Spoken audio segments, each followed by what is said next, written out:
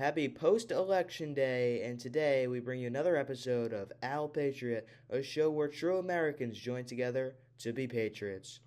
Last night, not only did the MAGA party of common sense win the presidency, they also won the Senate, the House, and the Supreme Court. But on top of that, America won as well. For the first time, Trump has won the popular vote and will be back in office, the first time since Grover Cleveland in the late 1800s.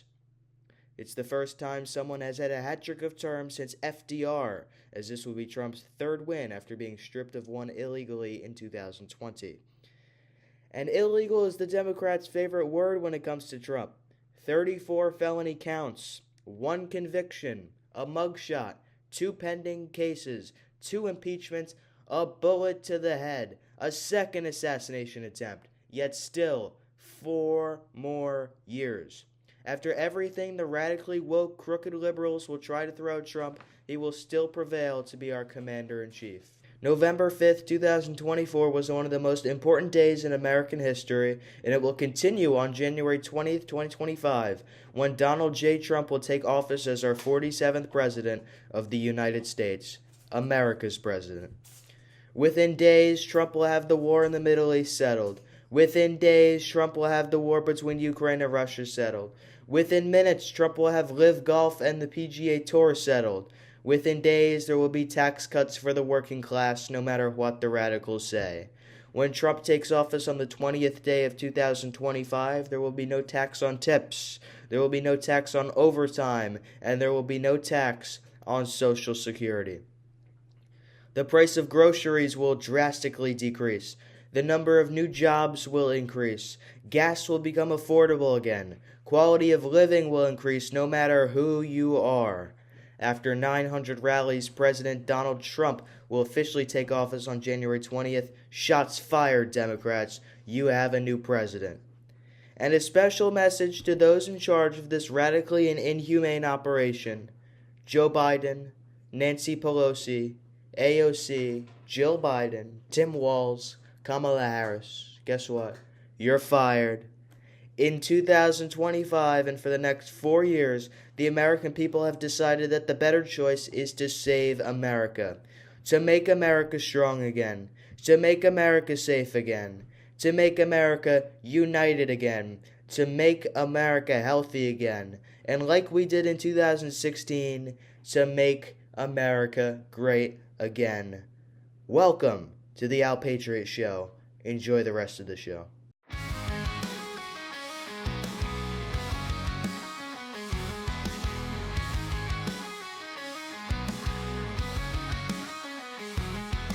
And of course, our main topic of discussion today is Trump's win over Kamala Harris. He won in such a landslide. In fact, just 15 minutes ago, the final votes from Arizona came in officially. 312 to 226 official, 100% of the votes. All the votes are in. 312 to 226, Trump wins a landslide.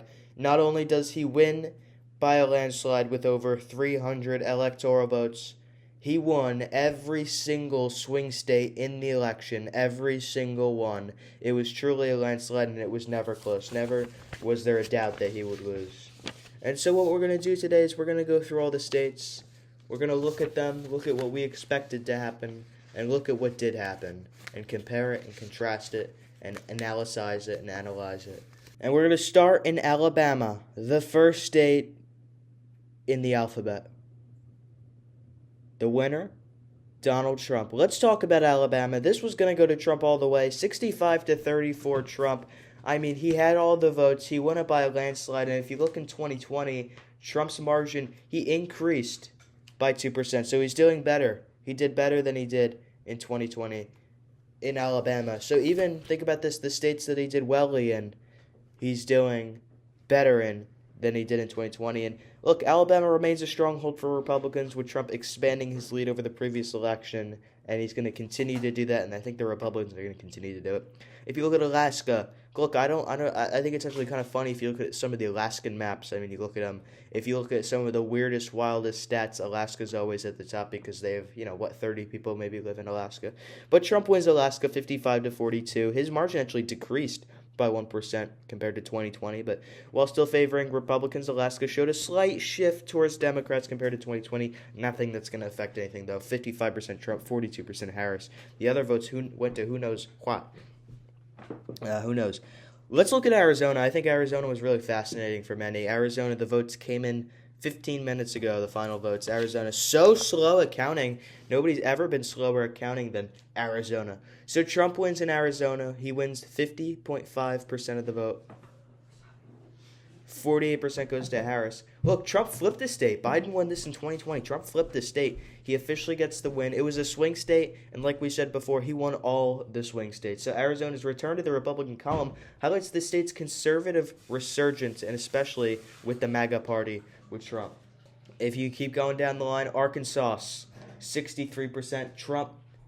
Trump's margin increasing by 1. Arkansas continues its strong support for the Republican candidates with a slight increase in Trump's favor. California, this was a no doubt Kamala Harris state, 65% apologies to Kamala Harris, 33% to Trump.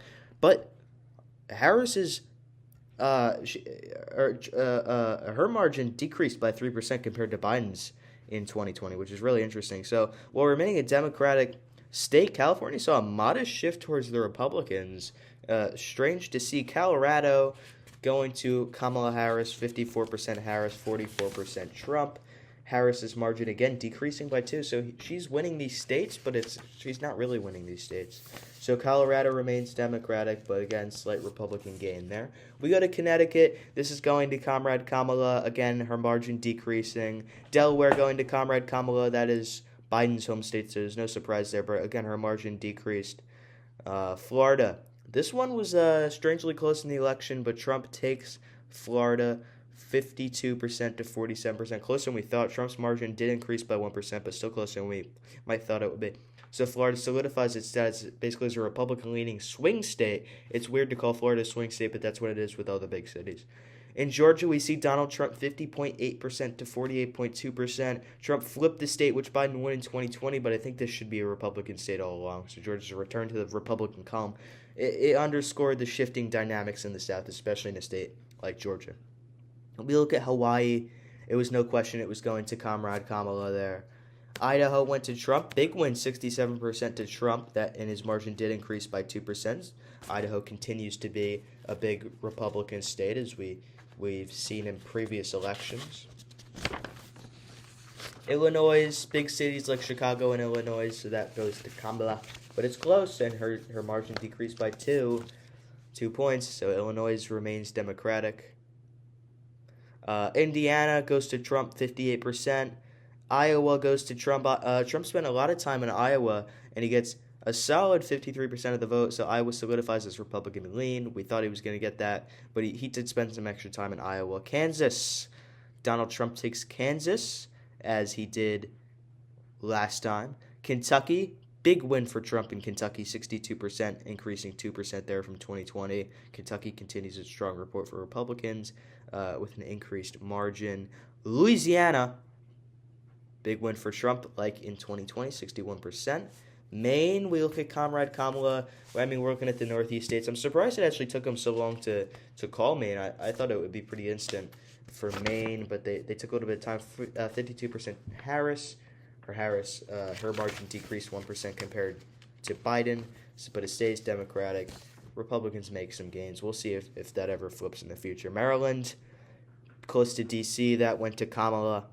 Massachusetts went to Kamala, obviously with Boston there, and the huge cities. Michigan goes to Trump.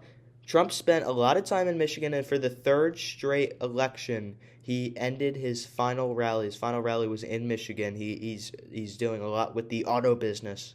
Like they said, China was going to build their auto plant in Mexico, and Trump said, if you're going to do that, we're going to do 25%, 50% tariffs. And China just stopped building their plant in Mexico. It's really crazy because they want American cars. They want them in Michigan. Michigan goes 50.5% to Trump. He flipped the state. Biden won that in 2020. He flipped the state. He took it back. Something that he won in 2016, lost in 2020, won again in 2016. Minnesota goes to Kamala Harris. It's not much of a surprise there. Tim Walz from Minnesota, he was part of the Black Lives Matter when they burned down the city. So it's kind of no wonder, but, still interesting that happened. But her margin, again, decreasing 2%. Mississippi goes to Trump. Missouri goes to Trump. Those are standard. We thought that was going to happen. Montana goes to Trump. Actually, Trump's margin decreasing by 1%. This is kind of the first state we saw Trump lose a little bit of his ground. That would be Montana. So while still favoring the Republicans, Montana shows a slight shift towards Democrats compared to 2020. Not a lot of states did this year. It was pretty much a landslide for Trump all along. Nevada went to Trump. It was very close. Took a long time to count. 50.5% to Trump. He flipped the state, which Biden won in 2020. It was another swing state that he was able to get. New Hampshire. Kamala gets 52%. Stays Democratic. New Jersey, a lot closer than we thought it would be. As I think maybe New Jersey will become a swing state in the future. But Kamala Harris gets it. New Mexico goes to Harris. I thought, maybe Trump might get this. He might be able to flip it. But he can't. It goes to New Mexico. Remains woke.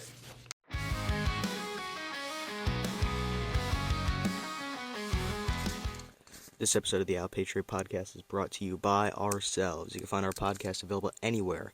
Spotify, Apple Podcasts, iTunes, Amazon Music, and Amazon Podcasts, iHeartRadio, Podbean, and YouTube. Everywhere it's at Al Patriot or Al Patriot Show, at Al Patriot /Al Patriot. You can find our show anywhere. You can also find our theme song on Apple Music, Spotify, iTunes, everywhere you might find your music. It's even on Roblox, if you know how to figure that out.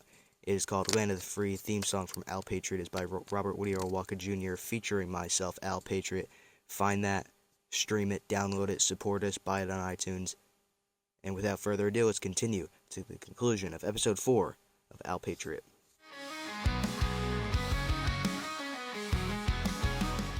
New York to Harris, as always. North Carolina goes to Trump. That one was a little closer than we thought, but it goes 51% to Trump. North Dakota goes to Trump, big time, 65%. Ohio goes to Trump. J.D. Vance from Ohio, so that makes a lot of sense. That's 53% to Trump. Oklahoma, 65% Trump. Oregon, 55% Harris there. And we move to the big dog, Pennsylvania. Have we heard about Pennsylvania? It's a state called Pennsylvania. Now, the fascinating thing is everyone thought, including myself, Pennsylvania was going to be the big state to win. It wouldn't even mattered. Even if Comrade Kamala won Pennsylvania, Trump still would have had lots of paths to victory, still would have won. But Pennsylvania went to Trump. 50.5%. Trump flips the state, which Biden won in 2020. Pennsylvania's return to the Republican column pretty much solidifies the election. Bigly there for Pennsylvania. Rhode Island, Camilla wins. South Carolina, Trump takes in a landslide. South Dakota, Trump takes even more in a landslide. Tennessee, Trump takes. Texas, Trump takes. Actually, Texas was quite close. It was interesting to see. But Texas again, and Ted Cruz also took Texas for the Senate, or whatever he was running for. Utah, as always, goes to Trump. Vermont went to Harris big time. That was probably her biggest win, except for Washington, D.C. I think Washington, D.C. was like 95%. West Virginia, Washington. Washington went to Harris.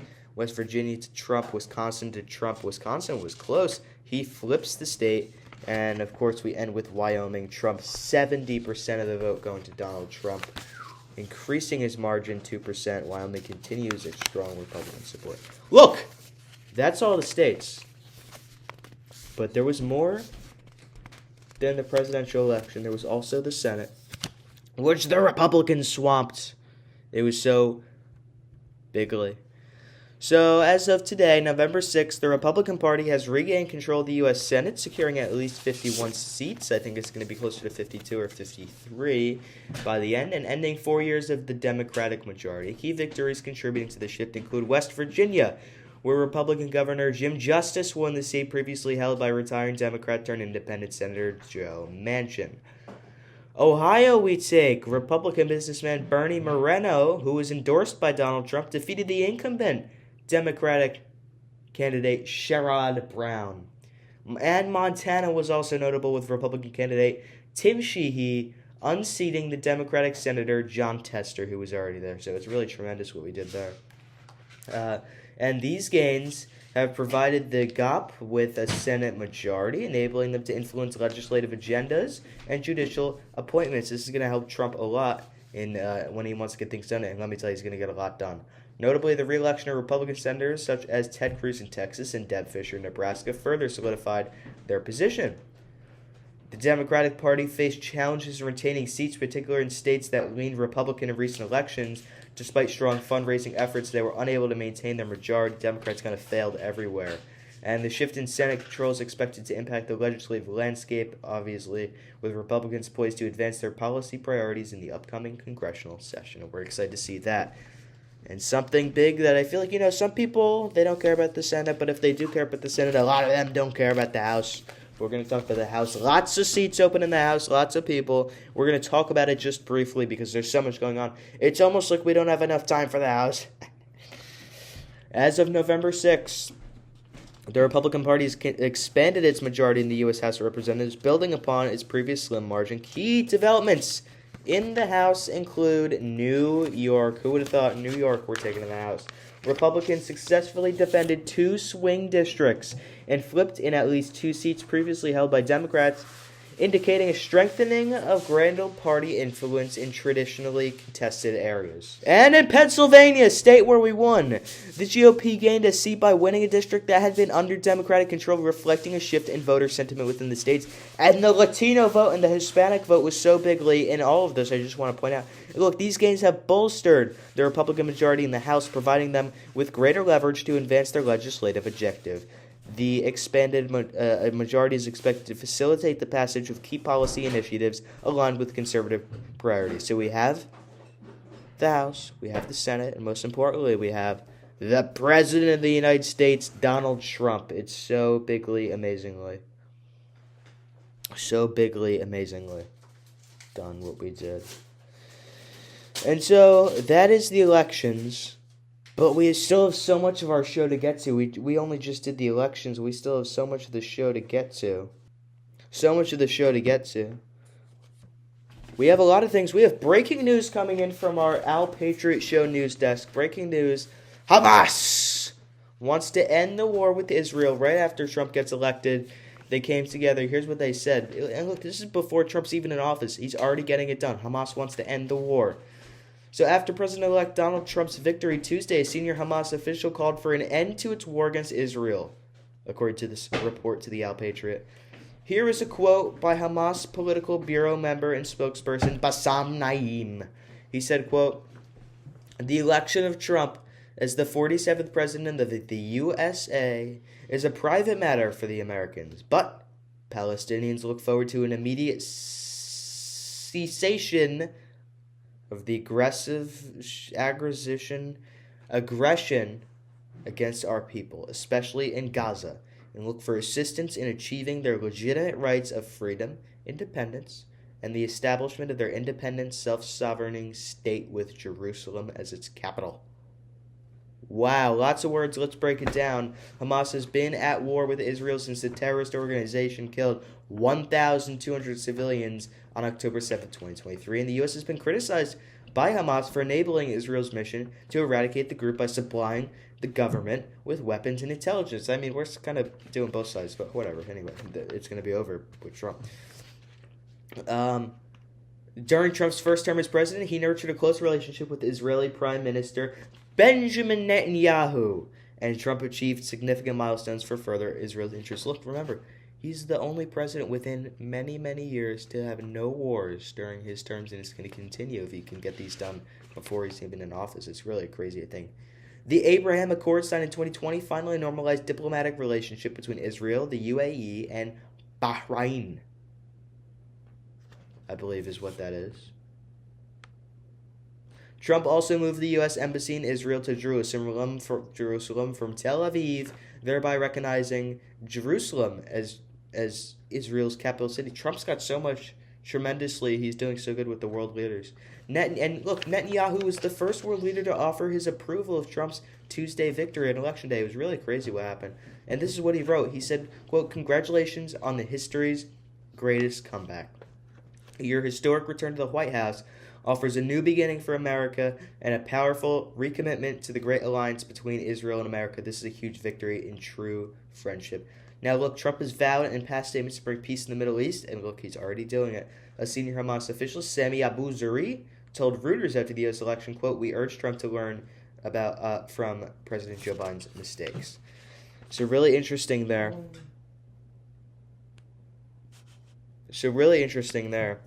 And we also want to talk about other things. I feel like we've been so fed up with politics. Let's talk about Joe Rogan. What better way to not talk politics by talking Joe Rogan? Trump, Musk, Vance, Fetterman, and now Tim Dillon, all within the last 10 days. Rogan is on a roll. I think his endorsement of Trump was huge. I think the media, modern media, nobody cares about their endorsements, but I think someone like Rogan, I think that really moves the needle. I think maybe gave Trump just that little boost to win, especially in certain areas. A lot of people listen to Rogan. He's got a huge YouTube channel, a large impact, and it's really tremendous.